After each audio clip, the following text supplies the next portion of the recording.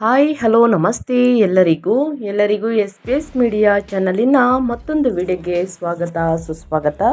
ಸ್ನೇಹಿತರೆ, ಎಲ್ಲರೂ ಹೇಗಿದ್ದೀರಾ? ಎಲ್ಲರೂ ಚೆನ್ನಾಗಿದ್ದೀರಾ ಅಂದ್ಕೊಂಡಿದ್ದೀನಿ. ಹೋಪ್ ನಾನು ಕೂಡ ತುಂಬಾ ಚೆನ್ನಾಗಿದ್ದೀನಿ. ಎಲ್ಲರೂ ಚೆನ್ನಾಗಿದ್ದೀರಾ ಅಂದ್ಕೊಂಡು ಭಾವಿಸ್ಕೊಂಡು ಇವತ್ತಿನ ಒಂದು ವಿಡಿಯೋನ ಶುರು ಮಾಡಿಬಿಡೋಣ. ಇವತ್ತಿನ ಒಂದು ವಿಡಿಯೋದಲ್ಲಿ ಸಿಂಹ ರಾಶಿಯವರಿಗೆ ಸ್ನೇಹಿತರೆ ಆಗಸ್ಟ್ ದ್ವಿತೀಯಾರ್ಧದ ನಂತರ ಸಾಕಷ್ಟು ಬದಲಾವಣೆ ಅಂತಲೇ ಹೇಳಬಹುದು.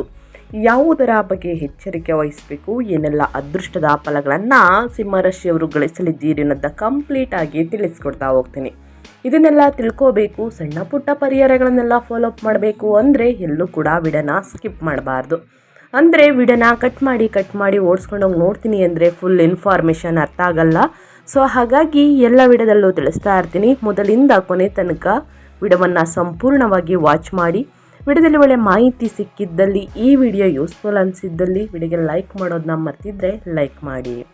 ಇನ್ನೂ ನನ್ನ ಚಾನಲ್ನ ಸಬ್ಸ್ಕ್ರೈಬ್ ಮಾಡ್ಕೊಂಡಿಲ್ಲ ಅಂದರೆ ಸ್ನೇಹಿತರೆ ಎಸ್ ಪಿ ಎಸ್ ಮೀಡಿಯಾಗೆ ಸಬ್ಸ್ಕ್ರೈಬ್ ಆಗಿ ನಿಮ್ಮ ಅಭಿಪ್ರಾಯಗಳನ್ನು ಕಮೆಂಟ್ ಬಾಕ್ಸಲ್ಲಿ ತಿಳಿಸಬಹುದು.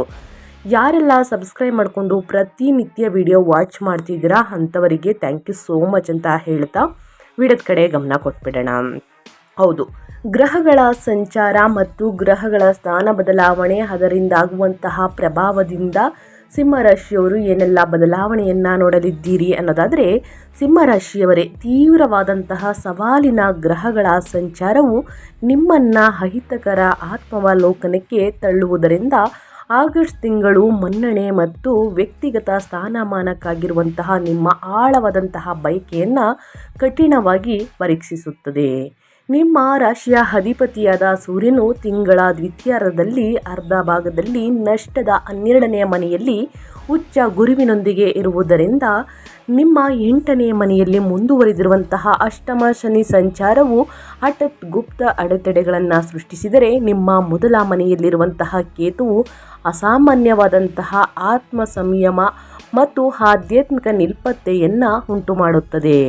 ಅದಿಯಾಗೋ ಎಲ್ಲವೂ ನಿಶಬ್ದ ಸಹನೆಯಿಂದ ಕೂಡಿರುವುದಿಲ್ಲ. ಆಗಸ್ಟ್ ತಿಂಗಳಲ್ಲಿ ಮಂಗಳನು ನಿಮ್ಮ 11ನೇ ಮನೆಗೆ ಉಗ್ರವಾಗಿ ಪ್ರವೇಶಿಸುತ್ತಿದ್ದು, ಹಿರಿಯ ಸಹೋದರರಿಂದ ಅತ್ಯಂತ ಅನುಕೂಲಕರ ಬೆಂಬಲವನ್ನು ಮತ್ತು ಪ್ರಬಲವಾದ ನೆಟ್ವರ್ಕಿಂಗ್ ಅವಕಾಶಗಳನ್ನು ತರುತ್ತದೆ. ಇನ್ನು ಸೂರ್ಯನು ನಿಮ್ಮ ಸ್ವಂತ ಮನೆಯಲ್ಲಿ ಸ್ನೇಹಿತರೆ ಅಂದರೆ ಸ್ವಂತ ರಾಶಿಗೆ ಹಿಂತಿರುಗುತ್ತಿದ್ದಂತೆ ನಿಮ್ಮ ಆತ್ಮವಿಶ್ವಾಸವು ಕ್ರಮೇಣ ಮರಳಿ ಬರುತ್ತದೆ.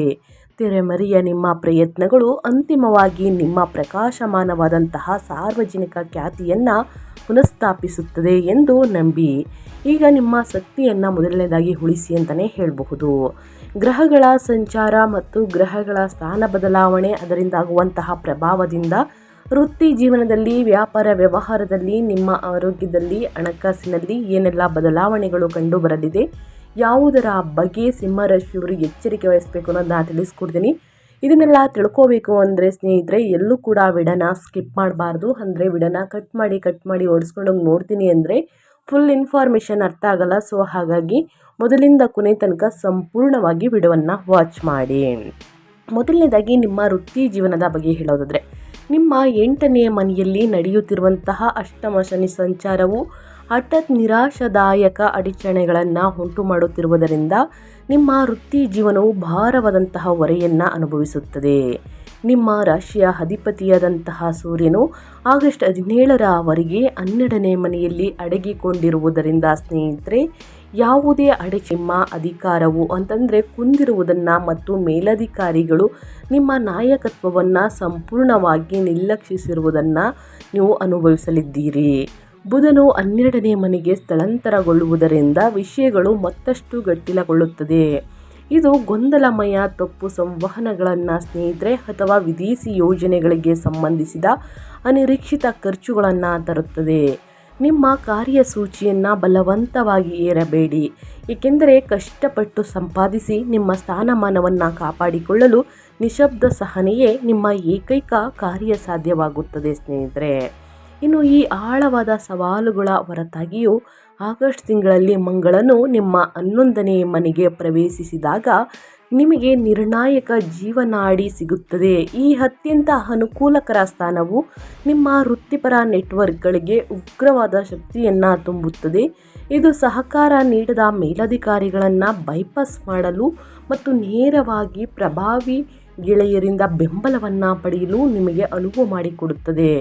ಇನ್ನು ಆಗಸ್ಟ್ 17ರಂದು ಸೂರ್ಯನು ಅಂತಿಮವಾಗಿ ನಿಮ್ಮ ಮೊದಲನೇ ಮನೆಗೆ ಪ್ರವೇಶಿಸಿದಾಗ ನಿಮ್ಮ ಸ್ವಾಭಾವಿಕ ಆತ್ಮವಿಶ್ವಾಸ ಮತ್ತು ಸಾರ್ವಜನಿಕ ಉಪಸ್ಥಿತಿಯು ಸ್ನೇಹಿತರೆ ಮರಳಲು ಪ್ರಾರಂಭಿಸುತ್ತದೆ.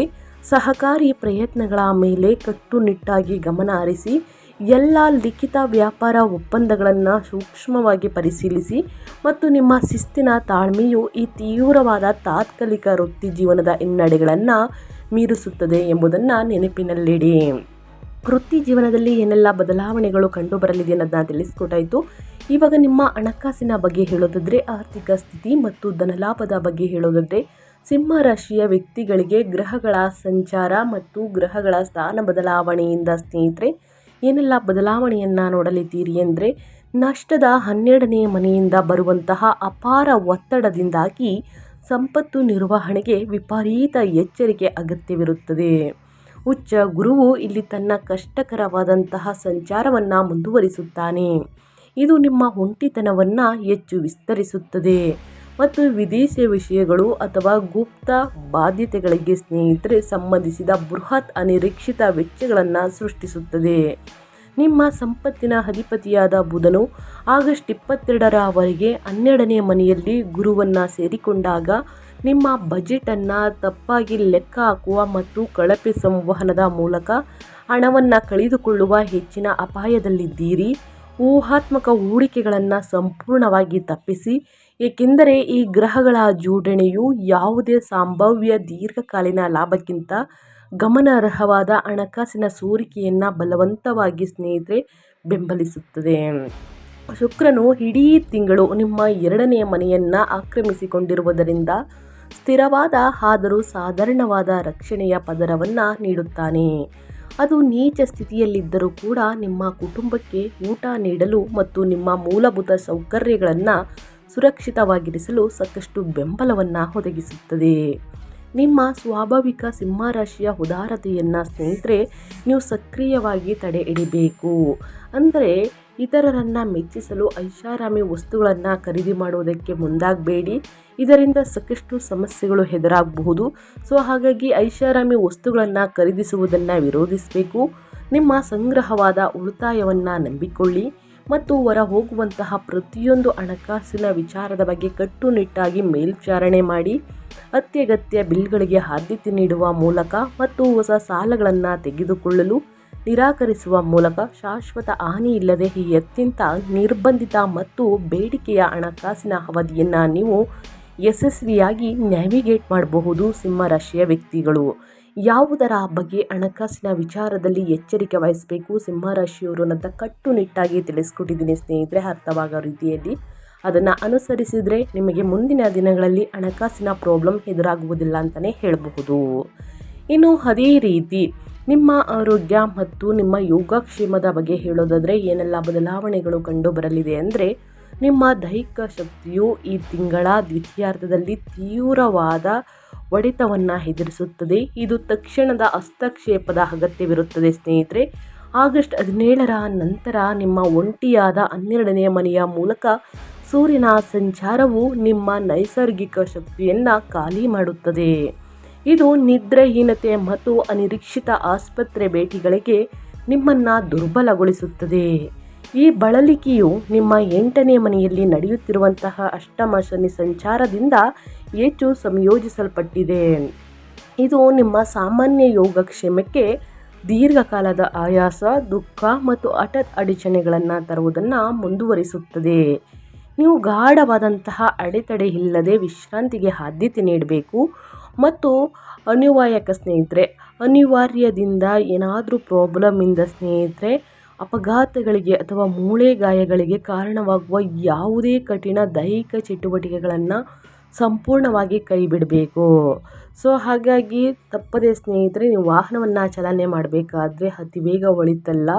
ಎಲ್ಲ ಟ್ರಾಫಿಕ್ ನಿಯಮಗಳನ್ನು ಕಡ್ಡಾಯವಾಗಿ ಫಾಲೋ ಮಾಡಿ. ತಡರಾತ್ರಿಯಲ್ಲಿ ವಾಹನವನ್ನು ಅತಿ ವೇಗದಿಂದ ಚಾಲನೆ ಮಾಡುವುದು ತಪ್ಪು ಅನ್ನೋದನ್ನ ನೆನಪಿನಲ್ಲಿಟ್ಕೊಳ್ಳಿ ಸ್ನೇಹಿತರೆ. ಇದರಿಂದ ನೀವೇ ತೊಂದರೆಗೊಳಗಾಗ್ತೀರಾ. ಇದನ್ನು ಗಮನದಲ್ಲಿಟ್ಕೊಳ್ಳಿ ಅಂತ ಹೇಳ್ತಾ, ಇನ್ನು ಮನೋವೈಜ್ಞಾನಿಕ ಆರೋಗ್ಯವು ಸಾಮಾನ್ಯವಾಗಿ ದುರ್ಬಲವಾಗಿರುತ್ತದೆ. ಏಕೆಂದರೆ ಕೇತುವು ನಿಮ್ಮ ಮೊದಲ ಮನೆಯಲ್ಲಿ ತನ್ನ ಸಂಚಾರವನ್ನು ಮುಂದುವರಿಸುವುದರಿಂದ ಆಳವಾದಂತಹ ಕೀಳರಿಮೆ, ಆಧ್ಯಾತ್ಮಿಕ ಗೊಂದಲ ಮತ್ತು ನಿಮ್ಮ ಸ್ವಂತ ದೇಹದಿಂದ ನಿಲ್ಪತ್ತೆಯನ್ನು ಹುಟ್ಟುಹಾಕುತ್ತದೆ. ನೀವು ಸಾಮಾನ್ಯವಾಗಿ ಸ್ನೇಹಿತರೆ ಅದೃಶ್ಯರಾಗಿದ್ದೇವೆ ಮತ್ತು ಅಭದ್ರತೆಯಿಂದ ಬಳಲುತ್ತಿದ್ದೇವೆ ಎಂದು ಭಾವಿಸಬಹುದು. ನಿಮ್ಮ ಗುಪ್ತ ಆತಂಕಗಳನ್ನು ನಿವಾರಿಸಲು ದಿನನಿತ್ಯದ ವೈದ್ಯಕೀಯ ತಪಾಸಣೆಗಳನ್ನು ನಿಗದಿಪಡಿಸುವ ಮೂಲಕ ಈ ಆಳವಾದಂತಹ ಭಯವನ್ನು ಎದುರಿಸಿ ಆಗಸ್ಟ್ 17ರಂದು ಸೂರ್ಯನು ಅಂತಿಮವಾಗಿ ನಿಮ್ಮ ಮೊದಲನೇ ಮನೆಗೆ ಹಿಂತಿರುಗಿದಾಗ ನಿಮ್ಮ ಸ್ವಾಭಾವಿಕ ದೈಹಿಕ ಉಷ್ಣತೆ ಮತ್ತು ಆತ್ಮವಿಶ್ವಾಸ ಸ್ನೇಹಿತರೆ ಕ್ರಮೇಣ ಚೇತರಿಸಿಕೊಳ್ಳಲು ಪ್ರಾರಂಭಿಸುತ್ತದೆ. ಅಲ್ಲಿಯವರೆಗೆ ಶಾಂತ ಚೇತರಿಕೆಯ ಮೂಲಕ ನಿಮ್ಮ ದುರ್ಬಲ ರೋಗ ನಿರೋಧಕ ಶಕ್ತಿಯನ್ನು ಘೋಷಿಸುವುದರ ಮೇಲೆ ಮಾತ್ರ ಗಮನ ಹರಿಸಿ. ಹೆಚ್ಚು ಶಿಸ್ತಿನ ಸೌಮ್ಯವಾದ ದೈಹಿಕ ದಿನಚರಿಯನ್ನು ನಿರ್ವಹಿಸಿ ಅಂತಲೇ ಹೇಳಬಹುದು. ಒಟ್ಟಾರೆಯಾಗಿ ನಿಮ್ಮ ಆರೋಗ್ಯದ ಕಡೆ ಗಮನ ಹರಿಸಬೇಕಾಗುತ್ತದೆ. ಸಿಂಹರಾಶಿಯ ವ್ಯಕ್ತಿಗಳು ಗ್ರಹಗಳ ಸಂಚಾರ ಮತ್ತು ಗ್ರಹಗಳ ಸ್ಥಾನ ಬದಲಾವಣೆಯಿಂದ ಸಾಕಷ್ಟು ಸಮಸ್ಯೆಗಳು ಎದುರಾಗಬಹುದು. ಅದನ್ನು ನಾವು ಹೇಗೆ ಬಗೆಹರಿಸ್ಕೊಳ್ತೀವಿ ಅನ್ನೋದು ಬಹಳ ಮುಖ್ಯ ಅಂತ ಹೇಳ್ತಾ, ಇನ್ನು ಕುಟುಂಬ ವೈಯಕ್ತಿಕ ಸಂಬಂಧಗಳ ಬಗ್ಗೆ ಹೇಳೋದಾದರೆ ಸ್ನೇಹಿತರೆ, ನಿಮ್ಮ ವೈವಾಹಿಕ ಜೀವನದ ಬಗ್ಗೆ ಹೇಳೋದಾದರೆ ಕೌಟುಂಬಿಕ ಜೀವನವು ಒಂಟಿತನ ಮತ್ತು ಸೌಮ್ಯವಾದ ಬೆಂಬಲದ ಸಂಕೀರ್ಣ ಮಿಶ್ರಣವನ್ನು ಪ್ರಸ್ತುತಪಡಿಸುತ್ತದೆ. ತಿಂಗಳ ಅರ್ಧ ಭಾಗದಿಂದ ಸೂರ್ಯನು ನಿಮ್ಮ 12ನೇ ಮನೆಯಲ್ಲಿ ಅಡಗಿಕೊಂಡಿರುವುದರಿಂದ ನಿಮ್ಮ ಕುಟುಂಬ ಸದಸ್ಯರಿಂದ ಸ್ನೇಹಿತರೆ ನೀವು ದೂರವಿರುವಂತೆ ಬಹುಶಃ ಅನಿಸಬಹುದು ಅಥವಾ ಮನೆಯ ಬಯಕೆಯಿಂದ ಮುಳುಗಿ ಹೋಗಬಹುದು ಸ್ನೇಹಿತರೆ. ಅಂದರೆ ಜವಾಬ್ದಾರಿಗಳಿಂದ ಸಂಪೂರ್ಣವಾಗಿ ಹಿಂದೆ ಸರಿಯುವಂತಹ ಬಯಕೆಯಿಂದ ಮುಳುಗಿ ಹೋಗ್ಬೋದು. ಈ ತಾತ್ಕಾಲಿಕ ಭಾವನಾತ್ಮಕ ಅನುಪಸ್ಥಿತಿಯು ನಿಮ್ಮ ಪ್ರೀತಿ ಪಾತ್ರರನ್ನು ಗೊಂದಲಕ್ಕೀಡು ಮಾಡಬಹುದು. ಇದು ಶಾಂತ ಘರ್ಷಣೆಗೆ ಕಾರಣವಾಗುತ್ತದೆ. ಆದಾಗ್ಯೂ ನಿಮ್ಮ 2ನೇ ಮನೆಯಲ್ಲಿರುವ ನೀಚ ಶುಕ್ರನು ನಿಮ್ಮ ಮಾತನ್ನು ಮೃದುಗೊಳಿಸುತ್ತಾನೆ. ಶಾಶ್ವತವಾದಂತಹ ನೋವನ್ನು ಉಂಟು ಮಾಡದೆ ಯಾವ ಜಾಗಕ್ಕಾಗಿ ನಿಮ್ಮ ಅನಾಗತ್ಯ ವ್ಯಕ್ತಪಡಿಸುತ್ತಿದ್ದಾರೆ ಸ್ನೇಹಿತರೆ, ಅಂಥವರ ಎದುರು ನೀವು ಮೆಟ್ಟಿ ನಿಲ್ಲಬೇಕಾಗುತ್ತದೆ. ನಿಮಗೆ ಅವಕಾಶ ನೀಡುತ್ತಾನೆ ಗ್ರಹಗಳು ಅಂತಲೇ ಹೇಳಬಹುದು. ಶಾಂತಿಯುತ ವಾತಾವರಣವನ್ನು ಕಾಪಾಡಿಕೊಳ್ಳಲು ದಯೆಯುಳ್ಳ ಪದಗಳನ್ನು ನಂಬಿಕೊಳ್ಳಿ. ಇನ್ನು ಮಂಗಳನು ನಿಮ್ಮ 11ನೇ ಮನೆಯಲ್ಲಿ ಸಕ್ರಿಯವಾಗಿ ಸಂಚರಿಸುತ್ತಿದ್ದಂತೆ ನಿಮ್ಮ ಹಿರಿಯ ಸಹೋದರರಿಂದ ಬರುವಂತಹ ಅತ್ಯುತ್ತಮ ಧೈರ್ಯಶಾಲಿ ಬೆಂಬಲವನ್ನು ನೀವು ಕಾಣಲಿದ್ದೀರಿ. ನೀವು ಭಾರವಾದಂತಹ ವ್ಯಕ್ತಿಗತ ಹೊರೆಗಳೊಂದಿಗೆ ಸ್ನೇಹಿತರೆ ಹೆಣಗಾಡುತ್ತಿದ್ದೀರಿ. ಪ್ರಾಯೋಗಿಕ ಸಲಹೆ ಮತ್ತು ದೈಹಿಕ ಸಹಾಯಕ್ಕಾಗಿ ಅವರನ್ನು ಸಂಪರ್ಕಿಸಿ. ಆಗಸ್ಟ್ 17ರ ನಂತರ ಸೂರ್ಯನು ಹೆಮ್ಮೆಯಿಂದ ನಿಮ್ಮ ಮೊದಲನೇ ಮನೆಗೆ ಪ್ರವೇಶಿಸಿದಾಗ ನಿಮ್ಮ ಕುಟುಂಬವನ್ನು ಮುನ್ನಡೆಸುವ ನಿಮ್ಮ ಸ್ವಾಭಾವಿಕ ಬಯಕೆಯು ಮರಳುತ್ತದೆ. ಇದು ಹಿಂದಿನ ಒಂಟಿತನವನ್ನು ಕರಗಿಸುತ್ತದೆ. ನಿಮ್ಮ ತಾತ್ಕಾಲಿಕ ಹಿಂದೆ ಸರಿಯುವಿಕೆಯು ನಿಮ್ಮ ಮನೆಯ ದೀರ್ಘಕಾಲೀನ ಭಾವನಾತ್ಮಕ ಭದ್ರತೆಗೆ ಸ್ನೇಹಿತರೆ ಹಾನಿಯಾಗದಂತೆ ನೋಡಿಕೊಳ್ಳುವ ಮೂಲಕ ಸಣ್ಣ ಪ್ರೀತಿಯ ಸನ್ನೆಗಳ ಮೂಲಕ ನಿಮ್ಮ ಸಂಬಂಧಗಳನ್ನು ಪುನರ್ನಿರ್ಮಿಸುವುದರ ಮೇಲೆ ಗಮನ ಹರಿಸಬೇಕಾಗುತ್ತದೆ. ವೈವಾಹಿಕ ಜೀವನದಲ್ಲಿ, ಕುಟುಂಬ ಜೀವನದಲ್ಲಿ ಏನೆಲ್ಲ ಬದಲಾವಣೆಗಳು ಕಂಡುಬರಲಿದೆ, ಯಾವುದರ ಬಗ್ಗೆ ಎಚ್ಚರಿಕೆ ವಹಿಸಬೇಕು ಅನ್ನೋದನ್ನ ಕಂಪ್ಲೀಟಾಗಿ ತಿಳಿಸ್ಕೊಟ್ಟಿದ್ದೀನಿ. ಜೊತೆಗೆ ಪರಿಹಾರವನ್ನು ತಿಳಿಸ್ಕೊಡ್ತೀನಿ. ಈ ಪರಿಹಾರವನ್ನು ಅನುಸರಿಸುವುದರಿಂದ ನಿಮ್ಮ ಜೀವನದಲ್ಲಿ ಎಷ್ಟೇ ಕಷ್ಟ, ಸಮಸ್ಯೆ, ಅಡಚಣೆ ಇದ್ದರೂ ಸಂಪೂರ್ಣವಾಗಿ ನಿವಾರಣೆಯಾಗಲಿದೆ. ಮೊದಲನೇದಾಗಿ ಗುರು. ತೀವ್ರವಾದ ಒಂಟಿತನ ಮತ್ತು ಖರ್ಚುಗಳನ್ನು ನ್ಯಾವಿಗೇಟ್ ಮಾಡಲು ಗುರುವಾರದಂದು ದಕ್ಷಿಣಾಮೂರ್ತಿ ಸ್ವಾಮಿಯನ್ನು ಪೂಜಿಸಿ. ಅರಿಶಿಣ ಮತ್ತು ಕಡಲೆಬೇಳೆಯನ್ನು ದಾನವಾಗಿ ನೀಡಿ. ಆದಷ್ಟು ಬಡವರಿಗೆ, ನಿರ್ಗತಿಕರಿಗೆ, ಅಸಹಾಯಕರಿಗೆ ದಾನ ಮಾಡುವುದು ಉತ್ತಮ.